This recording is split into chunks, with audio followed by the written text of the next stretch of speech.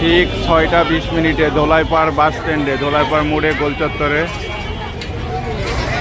বাসে আগুন লাগাই দিছে। রানিং চলন্ত বাসে, রানিং চলন্ত বাসে আগুন লাগাই দিছে।